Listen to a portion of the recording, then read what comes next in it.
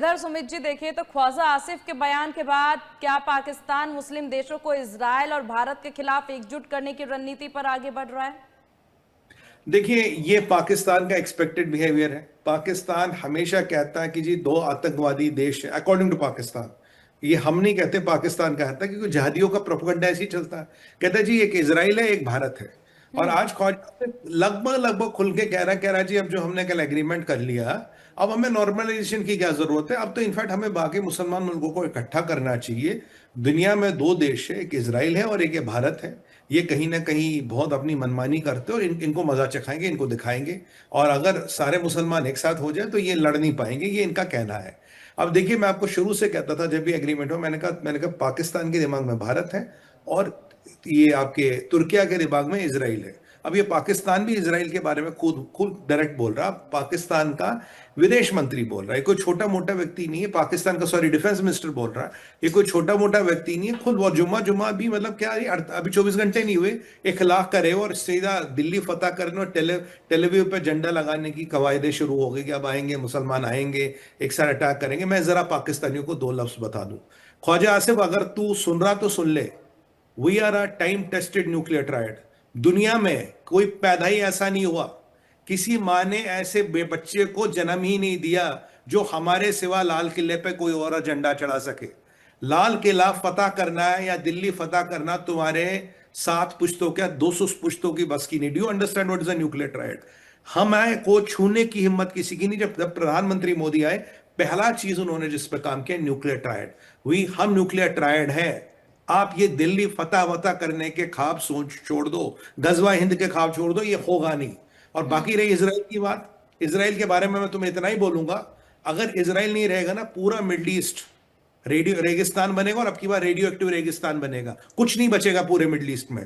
तो ये जो सनसनी, ये जो तुम्हारे दिमागों में फतूर भरा ना, इसको जाके डब्ल्यूसी में डाल के फ्लश कर दो, क्योंकि ये चलने वाला नहीं है।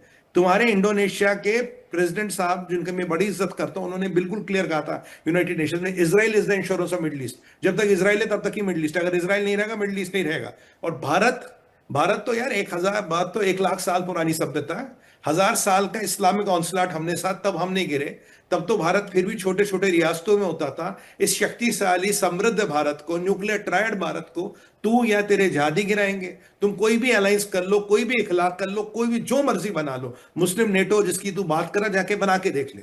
और मैं तुम्हें कह रहा हूं ख्वाजा आसिफ, खुल के आज जो तुमने ये मुस्लिम नेटो की बात की ना, द क्लैश ऑफ सिविलाइजेशंस का बटन आज के दिन में दब गया। डेट और टाइम याद रखना, आज के दिन में क्लैश ऑफ सिविलाइजेशंस के स्टार्ट का बटन दब गया है। और ये गलती तुम्हें इतनी भारी पड़ेगी, इतनी भारी पड़ेगी, हम रहे ना रहे कल 30 साल 40 साल बाद ये बातें जरूर रहेंगी कहीं ना कहीं इंटरनेट पे। कल की डेट जब तुमने अलायंस शुरू किया, क्लैश ऑफ सिविलाइजेशंस का टाइमर दब गया। अब तक टाइमर नहीं था, टाइमर आ गया है। और तुम देखोगे इसका इंप्लीकेशन क्या होगा। अगर तुम्हें लगता है कि तुम मुसलमान मुल्क के अलायंस करोगे, बाकी मतलब हाथ पे हाथ धर के बैठ के मुजरा करेंगे, ऐसा नहीं होगा। नॉन मुस्लिम कंट्रीज भी अलायंस करेंगे। और अगर मैं सीधी सी बात बोलूं MH1 पे डायरेक्ट, अगर तुम देखो military power, economic power, technology power, कोई भी power, Muslims versus non Muslims, तुम्हें जवाब मिलना चाहिए। तुम्हारी 20% औकात नहीं है। अगर दुनिया का मापदंड 100, तुम्हारे पास कुछ ऐसा नहीं है जिससे तुम दुनिया फतह कर सको। ये बयान टीवी पे देने अच्छे लगते हैं, तुम्हारे जहादी अनपढ़ों को देने अच्छे लगते हैं, पर ये प्रैक्टिकल नहीं है। और अगर करोगे, जो कुछ भी बचा पाकिस्तान में वो भी खत्म हो जाएगा, वो भी समाप्त हो जाएगा, पाकिस्तान नेस्तनाबूद हो जाएगा। और जो तुम्हारे साथ आएगा वो नेस्तनाबूद हो जाएगा। और बाय द वे, आज मैं जरा खुल के बोलूं, क्योंकि अभी इस्लामिक नेटो वेटो की बातें हो रही है, मैंने तुम्हें 1 साल पहले कहा था ट्रंप तुम्हारी इकोनॉमी को बर्बाद कर देगा, खत्म कर देगा, पूरे मिडिल ईस्ट को बर्बादी के कगार पे ला देगा। और लिटरली वो हो गया। अब ये जो तुमने कर दिया, तुम्हें क्या लगता है CIA, मोसाद और ये जितनी लोग हैं, इवन हमारे लोग जो भी है, वो चुपचाप बैठे रहेंगे? हमें कुछ नहीं करना, हमें कुछ नहीं आता, ख्वाजा आसिफ के बयानों का वेट करेंगे और आने वाली मौत का इंतजार करेंगे? ये होगा नहीं। और इसलिए ख्वाजा आसिफ, अपनी बात समझ, औकात को पहचान, और जितने दिन बचे हैं खुशहाली में रहे, ये ख्वाब देखना भूल जा।